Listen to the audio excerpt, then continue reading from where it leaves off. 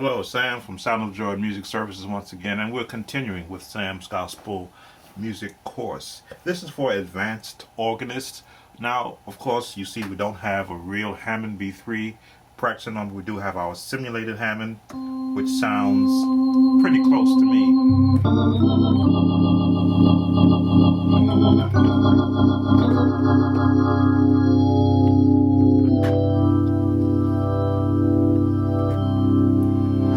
As close as we can get.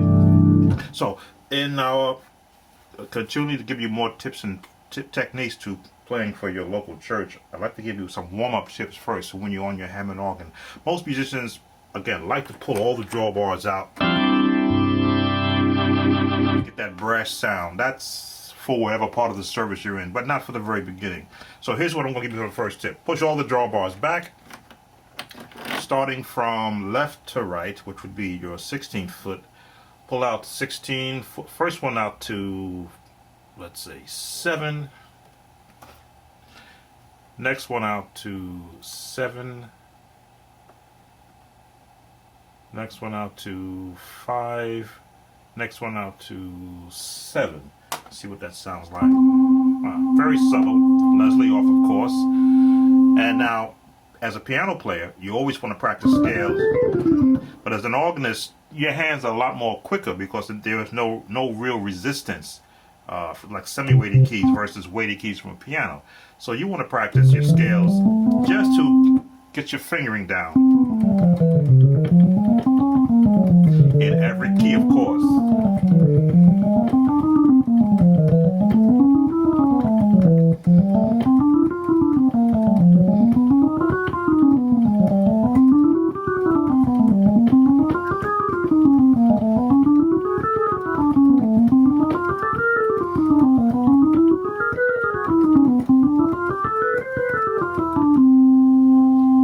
You see I did chromatically every scale. That's just to get my fingers loosened up. And again, no real chord tones are needed here. This is just for practice. And this is what you do before, if you get to service 2 hours, as I do before service, just to get your fingers limited up. Of course, the left hand also the same thing. That.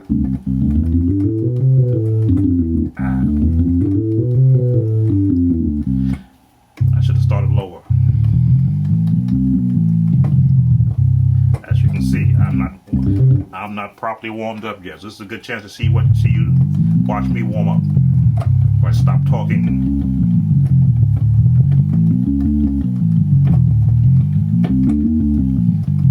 Hitting every note.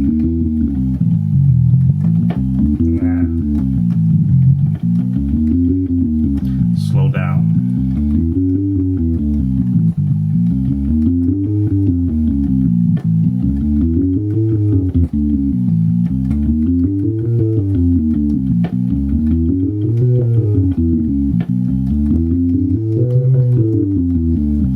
Sloppy, but the intent is to free up the left hand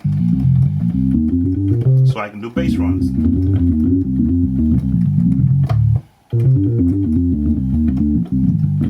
And so on. I'll get loose. Now, we've set our drawbars to a very minimal setting. Not very loud, because you don't want to, to corrupt your ear before you start to set your own patterns. So you find a nice song. Now I'm starting the key of C. That's because that's comfortable for most musicians to be in the key of C. If you wonder what I got my lower manual set to, lower manual is set to, your first 2 drawbars are closed, the second 2 are at 8 and 6. Next drawbar is closed. The third one is at 5. Very subtle tone. I may pull the last drawbar out just a touch.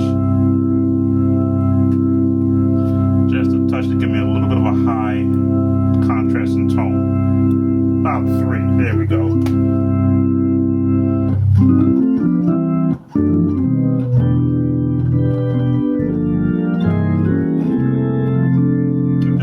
Jesus, you're the center of my joy. Because what I found is to practice and to get fluent in every key, you practice a song that was written in that key.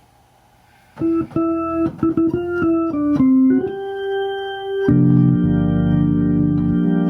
know the changes.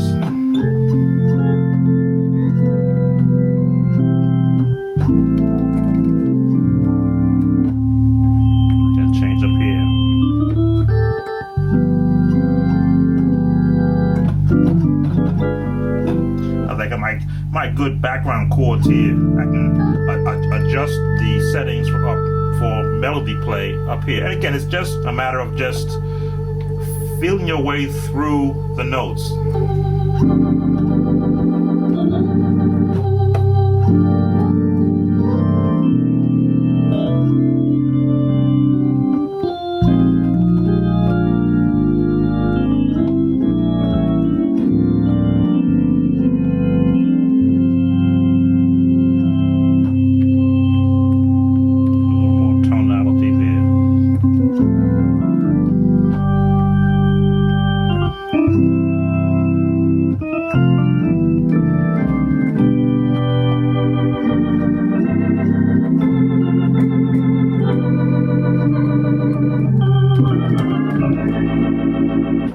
Change in it to sort of, break it up. I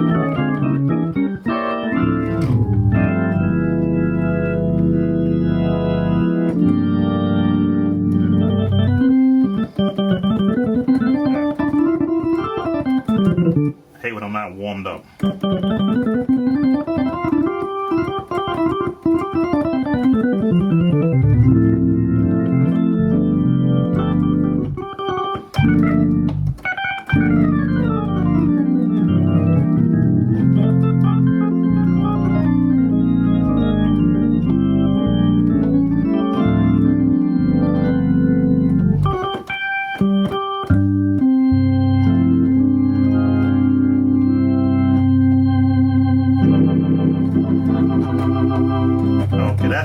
That's just warm up.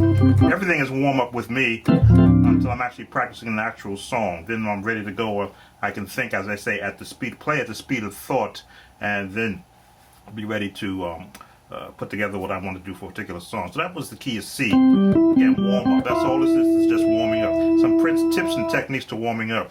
It's always good to learn the transition. This question came up on one of the gospel music sites, Learn Gospel Music, how to transition from a key, if you're playing in, say, key, how to transition to the key of D flat, C sharp, smoothly. And I've often said a seventh progression in that key will take you there. If you want to go to D flat from C, do an A flat 7. There's your progression.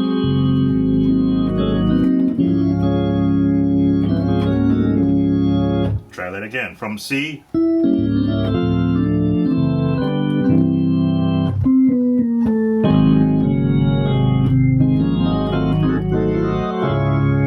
took the longer path, but that's the way to get there. From C to a D flat.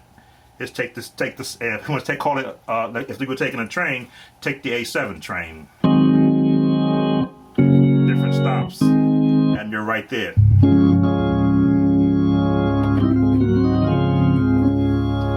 Some may say, well, that may work easy, but what if you're in the D7, D flat, and you want to go down to a D major? Well, take the A7, A flat 7, A7. Take the B flat 7 to get to E flat. Take the B7 to get to E, C7 to get to F, and so on. That's my patterns of going. Of course, I have different progressions that I can take also. They can make those transition changes. But the idea is to practice those changes so that if you're in a service and you want to change, missed one. Okay, there we go. If you want to change, if you're doing a song like Blessed Assurance,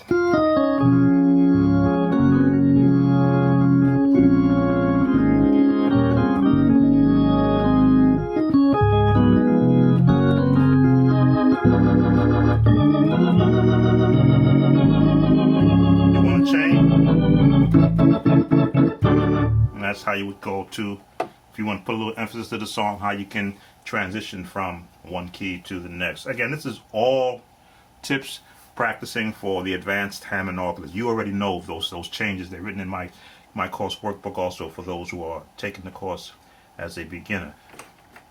Of course, as an organist, you're constantly changing your settings because there's a sound you want to hear. Most churches feel that, well, an organ sounds like an organ, but when you're the organist and you're playing, or if you're a new person taking my course and you want to understand Why do we set drawbars constantly during the service? There's a sound we want to hear, and most times we don't hear it the first time we play. So you hear us constantly doing this. Constantly. Some guys, again, pull them all out, and then they eliminate taking the time to find a nice audible tone, because everything is so loud. Again, there's a place for that, but I like to be able to mix and match tones, depending upon what key I'm in.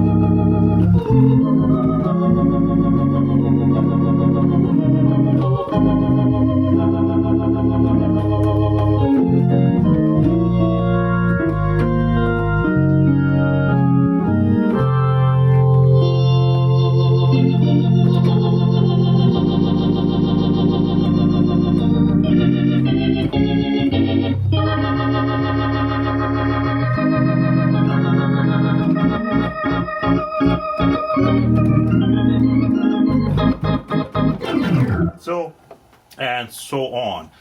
Different changes depending upon to emphasize where you are playing with a particular song.